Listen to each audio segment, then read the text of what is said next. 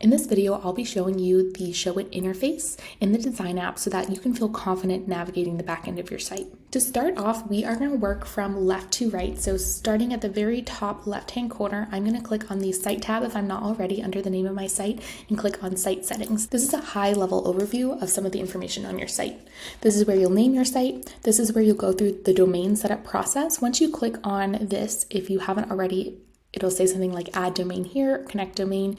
You'll go through the setup wizard that Showit puts you through in order to get your custom domain connected. If you don't already have a domain, your domain name is something that you'll purchase from something like Squarespace domains or GoDaddy. You'll get that domain and then go through this setup process with Showit. If you have a blog, it's important to note that if you want to migrate it into Showit, if you already have an existing blog, for example, on Squarespace or Wix or something like that, and you want the Showit team to import those blog posts to the new site, make sure you're on the advanced blog tier, and then you'll just continue through the setup process. Next down here, you have a favicon. This is the little image that appears next to the page title in a new tab. Then you can select your site language. Blog, this is, again, if you have a blog connected to your subscription, whether you're on the advanced or regular blog tier, this is where your blog domain will show. In 99% of cases, it's the same as your custom domain. Third party, this is where you can input a Google Analytics measurement ID. If you're not familiar, Google Analytics is a free tool that allows you to track all kind of different metrics for your site. How many visitors you're getting, what pages they're looking at, where your traffic comes from. So it's really cool and it's free. Just go to analytics.google.com and you'll get what's called, again, a measurement ID. And this is where you can pop it in under site settings. The fourth tab is social. Here you can put in all the different social media channels that you have. This makes it really easy later. You'll be able to select what social media platform you want to link to from a dropdown instead of always having to copy and paste the link from a different social channel. Closing out of here, we're going to go over design settings in the next video. I want to skip down to pages. These are all of the pages on your site over here in the left. Now we are using this template in this example. However, your unique pages will also display here. Our home page, we have a services page, an about page, and so on. We also have some blog templates like a blog and a single post page. And then down here at the bottom, we have site canvases, which I'll talk about a little bit later.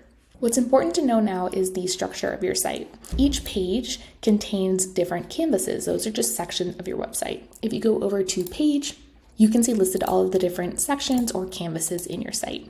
If it's a little bit overwhelming to view these two side by side, I always like to tell people they can turn this on and off. So if you go down to the very bottom on the left-hand side, you're going to click on Show Desktop and Mobile. This will show both, but you also can click Show Mobile Only or Show Desktop Only.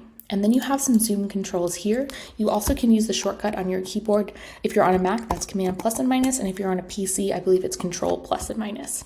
Something that we love about Showit is that we can control the desktop version and the mobile version of a site independently of each other. This gives us a ton of creative freedom and allows us to really optimize for different screen sizes. However, it's always important to check how the changes you make on the desktop version are carrying over to the mobile and vice versa. In general, the changes that you make will affect both the desktop and the mobile. However, there are some situations where you might need it to be different. In this example, this image over here is the one that is on the very right-hand side of the screen. You can see how it's cropped a little bit differently on the mobile, and things are just stacked a bit different to accommodate for the longer screen size instead of a wider screen size. I'm mostly going to keep the desktop version turned on. That way I can zoom in and get up close and personal on the site, but I'm always going to remind you important places to check the mobile version.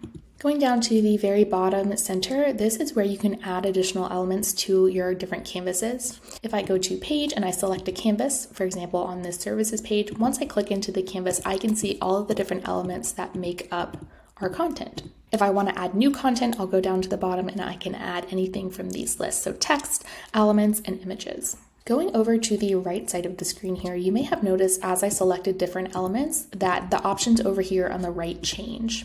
This is what I like to call the smart panel. I don't think that's Showit's official term for it, but it makes sense because Showit automatically shows you all the options you have to style a specific element that you have selected. You have these different tabs that you can open to show additional properties, both for text, images, and different elements. Something important to know about the Smart Panel is that when you select a specific element, you have these two different tabs. Again, this is going back to checking that mobile version. For this piece of text, we have a desktop version and a mobile version. If you don't see a desktop and mobile version, you'll have to hover over the property until you see these three dots here, and then that way you can split desktop and mobile and get two different options. This means that I can adjust the letter spacing and it will be different from how I adjust the letter spacing on the desktop. A better example of this probably would be color. If I want to change the color of this text to, let's say, this orange color, then when I click on the mobile version, you can see that it's the same. If I want it to be different on the desktop than the mobile, I'll split and I can change it on the desktop back to our original color, and then I can click over to the mobile and see that it hasn't changed. If I change my mind, I'll just click on the side that I like best. I can click on the three dots and merge using desktop. In a lot of cases, it won't be necessary to split, but there are some things that just look better styled a little bit differently on mobile than on desktop. Down at the very bottom, we have the Showit help docs as well as the chat feature. When you're chatting with Showit, you're always talking to a real person, which is really nice. And the help docs are cool because they have everything you could want to do inside of Showit. Sometimes they have videos. A lot of times they also have, step-by-step instructions. It makes it really easy to follow along if you're lost. Of course, you can always reach out to us as well with any questions that you have. Finally, at the very top, we have preview and publish. Now, the difference between this is that preview allows you to see how your changes are taking place. So you can see different animations that you've put in place, the layering effects. You can click your buttons and just do some general testing on both desktop and then mobile. If you click over in the bottom center, you can test how things pop out. Publish means that you're actually posting those changes live to the web. So you can make all the changes you want, Showit's going to save them automatically, and you can preview as many times as you want, but no changes will go live on your site until you hit that publish button.